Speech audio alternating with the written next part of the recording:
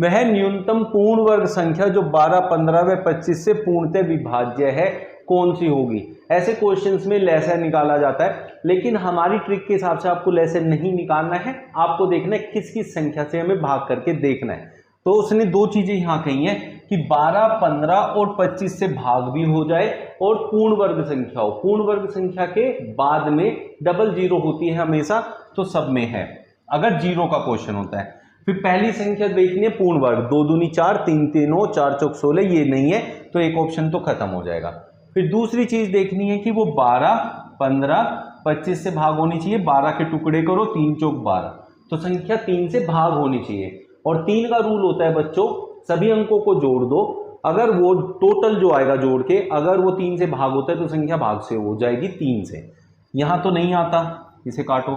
6 और 1 7, ये भी नहीं होगा 3 से, तो ऑप्शन बी आपका करेक्ट आंसर हो गया। लेस और मैसे जो है उस तरीके पे नहीं जाना, उस तरीके को छोड़ देना है ऐसे क्वेश्चंस में। इस क्वेश्चन में आप देखेंगे तो आपको कुछ भी नहीं करना है, सिर्फ क्वेश्चन को ध्यान से पढ़ना है। ये सिर्फ क्वेश्चन और कॉमन सेंस का क्वेश्चन है, ध्यान दीजिए। यदि ए बी का मैं से 12 है, मैं से हमेशा बच्चों संख्याएं कटती है और ले से भी कटता है, तो इस 12 से जो संख्या कटेगी वही आंसर में होगा, नहीं तो नहीं। और ए बी धनात्मक पूर्णांक हो तथा ए बड़ा है बी से, ए बड़ा है बी से, पहले कौन लिखा है ए, तो पहली संख्या बड़ी होनी चाहिए, ये छोटी है इसे हटा दो, ये छोटी है इसे हटा दो, ये दो ऑप्शन बचे, ठीक है बच्चों।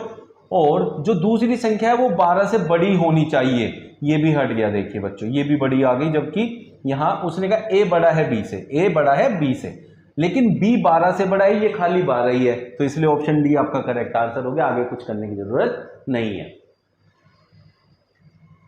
120 विद्यार्थियों द्वारा प्राप्त औसत अंक 35 है।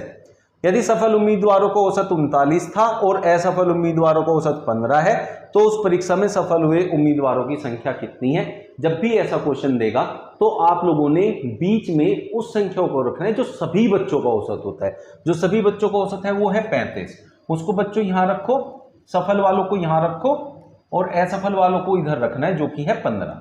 अब बच्चों अगर इसका अंतर आपको यहां लिखना है, इसका अंतर करके यहां लिखना है। अब इनका अनुपात बनाओगे, 4 पंजे 20, 4 एकम 4, ये अनुपात होगा आपका पास और फेल वालों का, ऐसे अनुपात निकल जाएगा।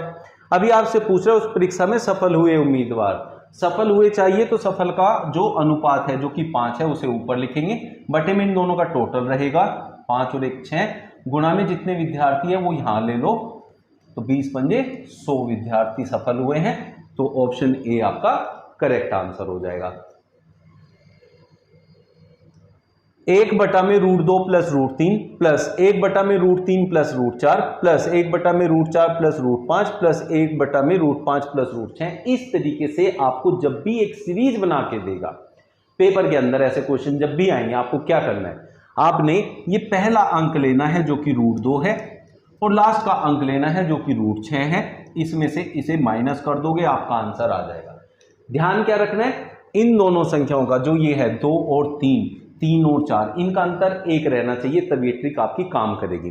तो यहां से इसको बच्चों ऐसे लिखा जाता है √2 माइनस √2 गुणा √3, 2 3 6, √2 को कॉमन लोगे तो यहां 1 बचेगा माइनस √3 जो कि ऑप्शन सी में है, तो ये आपका करेक्ट आंसर होगा।